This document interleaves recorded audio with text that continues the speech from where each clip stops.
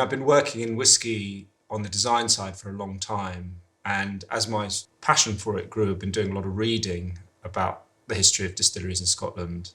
And that's often just the story of different families trying to kill each other, competing, letting their egos get the better of each other. And at a certain point, I was like, God, this is just like Macbeth. And at that point, I realised that Macbeth would be the perfect structure for a whiskey collection to talk about the whole of Scotch.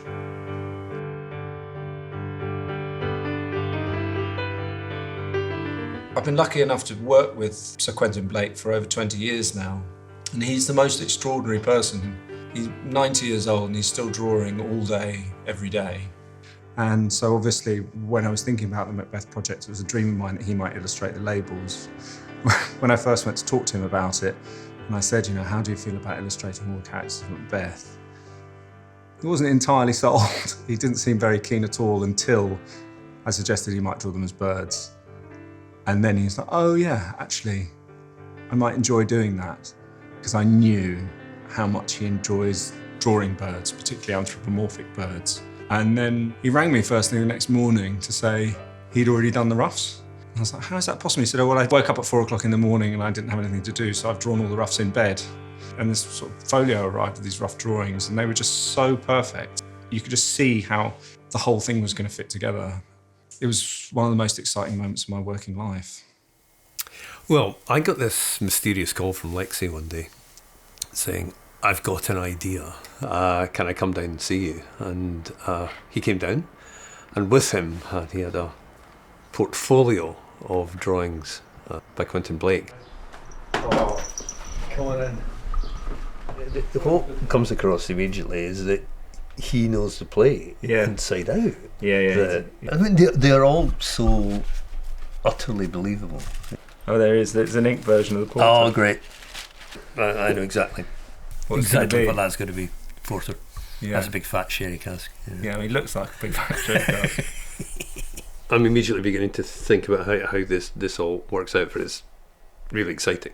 Is that it has to be dictated by the play. The whiskey has to be relevant to that character. It has to fit. There has to be an absolute link between them. And then also that link between the character and the way that Quentin's drawn it. For me, what happened, once I'd kind of got this kind of big blocks of ideas in terms of darkness and light and smoke, etc., in my mind, I then went back and wrote character notes for every character, giving an idea then of the flavour that should be coming through. I then gave that document across to Ollie and Sukhinder and went, well, this is where we are. Why did you do it? Yeah. Make me laugh. Stop smiling. That's all right. Why did you do it? Come on. Interesting ideas to work with are quite slim. And I think it was a challenge because these images were individually hand-drawn, hand-painted. It was something very different. I mean, look, whiskey is our life. I've been in it for nearly 40, 50 years. It just was too exciting. It's clearly truly mad, but absolutely fascinating. I think it's probably one of the most challenging projects we've ever done. So the process of putting the whiskies together started with Dave's notes. It started with his interpretation of the characters, both in terms of who they were, but also their flavour counts from Dave's perspective. And then you had Quentin's drawings, which are Quentin's interpretation of the characters that give kind of life to them. And then, of course, you've got the play itself, and my job was to kind of bring that together in terms of the flavours and trying to think about which distilleries, which casks would help to create those flavours, and whether the characters are broody and big and dark or light and jovial, and do those whiskies represent that?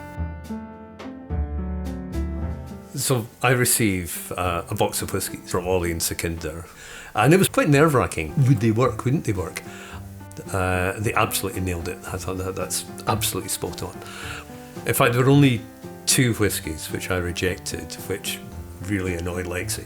The first one in particular, which was The First Murderer, which is an amazing whiskey, which he loved, and an extraordinary dram.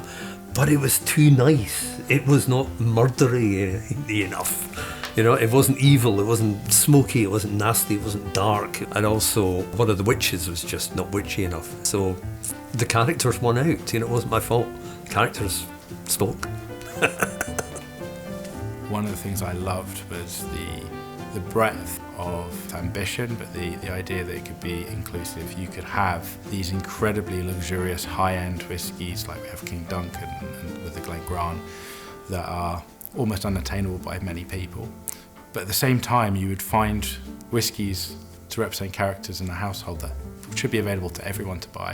And you can take people from a journey all the way through the play, but all the way through whiskey as it is today. The reason people fall in love with whiskey, because you have so many flavours, so many distilleries, so many styles with all the different casks, that you need a lifetime to learn. I think what we've put together is absolutely amazing. We're really, really excited. Would we do it again? Would I do it again? So few projects involve multiple companies coming together with one vision.